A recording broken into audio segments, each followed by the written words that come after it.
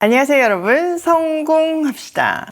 세계사를 보면요, 위기의 순간마다 영웅이 나타나고 또 위기의 순간마다 기적이 일어나죠. 그러니까 우리한테 위기가 왔을 때 두려워할 일이 아니에요. 우리가 절대로 할 수 없는 불가능 앞에서 오히려 기대할 수 있는데요, 그 근거 오늘 본문에서 한번 찾아보도록 할게요. 자, 9절. 여호수아가 이스라엘 자손에게 말하였다. 이곳으로 와서 주 당신들 하나님의 말씀을 들으십시오. 여호수아가 말을 계속하였다. 이제 이루어질 이 일을 보고 당신들은 살아계신 하나님이 당신들 가운데 계셔서 가나안 사람과 헷 사람과 히위 사람과 브리스 사람과 기르가스 사람과 아모리 사람과 여부스 사람을 당신들 앞에서 쫓아내신다는 것을 알게 될 것입니다. 자, 여호수아는 백성들에게 하나님의 말씀을 들으시오 라고 선포해요. 이제 곧 일어날 기적의 영적인 의미를 깨닫게 하려는 거죠. 그러면서 기적의 목적을 설명하는데요, 가장 중요한 것은 살아계신 하나님께서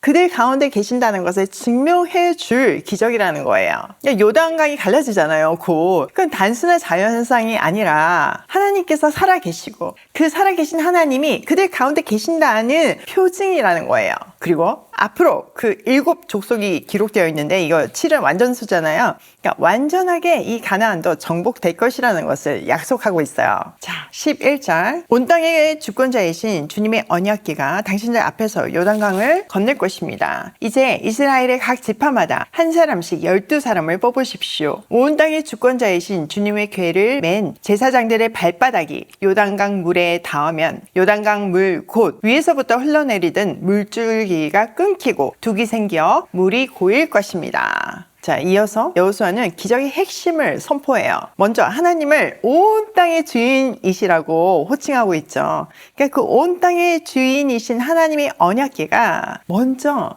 너희들 눈앞에서 요단강을 건널 거래요. 그러니까 언약궤 자체가 하나님의 임재를 상징하잖아요. 그러니까 언약궤가 앞서 요단을 들어감으로 해서 하나님께서 길을 친히 여신다는 것을 보여주세요. 이것은 예수 그리스도께서 우리의 구원을 앞장서시는 그것을 예표하는 그림이기도 해요. 예수님이 부활의 첫 열매가 되셨잖아요. 또 언약궤가 그 차가운 강 한복판으로 들어가는 모습은요, 예수님께서 우리 대신 죽음의 강을 건너신 것을 떠올리게 하죠. 실제로 히브리어 여호수아는요, 헬라어 예수와 뿌리가 같은 이름이에요. 지금 여호수아가 백성을 약속의 땅으로 인도하듯이 예수님이 자기 백성을 죄와 사망에서 구원해서 생명의 땅으로 인도하실 것을 보여주는 거예요.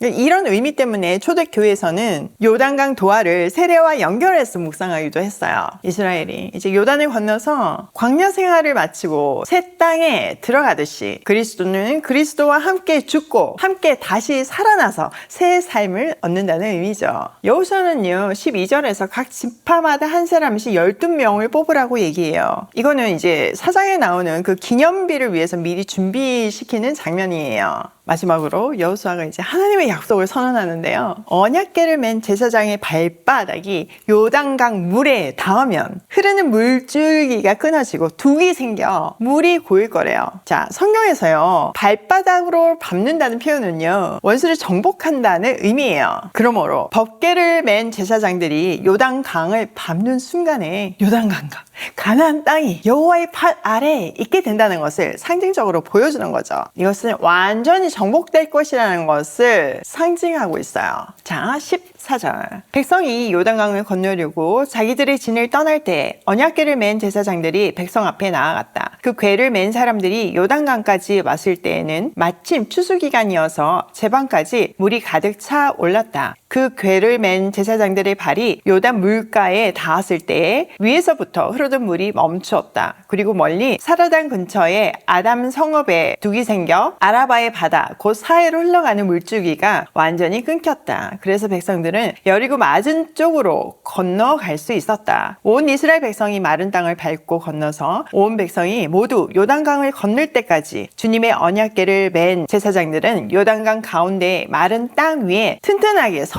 있었다. 드디어 이 역사적인 순간이 펼쳐졌어요. 백성들은 장막을 걷고 요단강 쪽으로 행진을 시작했어요. 그리고 말씀대로 언약궤를 맨 제사장들이 백성보다 앞서갔어요. 이때 요단 강물은요, 마침이라고 되어 있죠. 추수기간이라서 강물이 막 넘칠 정도로 불어난 상태예요. 그러니까 마침이라는 이 단어를 통해서 그 불가능이 극도로 달한 상황이지만 이게 하나님의 완벽한 계획 아래 있다는 거예요. 불가능의 강도가 높을수록 하나님의 일하심이 극적으로 보이잖아요. 이렇게 사람의 눈에는요, 도저히 해결할 수 없는 문제의 순간은요, 하나님의 기적을 빛나게 하는 순간이기도 해요. 그렇기 때문에 위기 앞에서 우리는 소망을 가지고 기대할 수 있는 거죠. 자, 제사장들이 이 말씀대로 강 가장자리에 발을 대는 순간 눈앞에 믿기 어려운 장면이 펼쳐져요. 상류에서 흘러 내려오던 강물이 멈춰서더니 마치 보이지 않는 댐에 막히듯이 쌓여 올라가는 거예요. 그리고 물이 점점 물러갔어요. 위쪽 멀리 아담이라는 성읍 근처까지 거슬러 올라가 흐름이 끊겼고요. 하류의 물줄기는 점차 이제 흘러내려서 사해로 완전히 빠져나갔죠. 그러니까 위에서 안 내려오니까 더 이상 이제 물은 없는 거잖아요. 결국 이스라엘이 건너는 이 요단 강바닥은요, 완전히 마른 땅이 되었죠. 이거는 출애굽 때 홍해가 갈라졌던 기적이 새로운 세대 앞에서 재현된 거예요. 게다가 물이 멈춘 그 지명 이름이 뭔가요? 아담이잖아요. 그러니까 이런 디테일이 너무 재밌어요. 그러니까 아담은 첫사람이잖아요. 이 첫사람으로 인해서 죄가 세상에 들어왔는데 둘째 아담이 그리스도를 통해서 구원이 이루어진다는 거죠. 십자가의 구원이 모든 인류의 시작인 아담 때 죄의 문제까지 해결한다는 거예요. 예수님이 십자가의 죽음으로 죄의 홍수의 길이 막혀 생명의 길이 열린 것처럼 여기서도 하나님의 임재로 물길이 막혀 백성들의 구원의 길이 활짝 열렸어요. 그래서 모든 이스라엘이 안전하게 강을 건널 수 있었어요. 모든 백성이 강을 건널 때 언약궤를 맨 제사장들은 강 한가운데 마른 땅 위에 굳건히 서 있었잖아요. 이거는 하나님의 임재가 끝까지 백성을 보호하고 인도하신 장면이죠.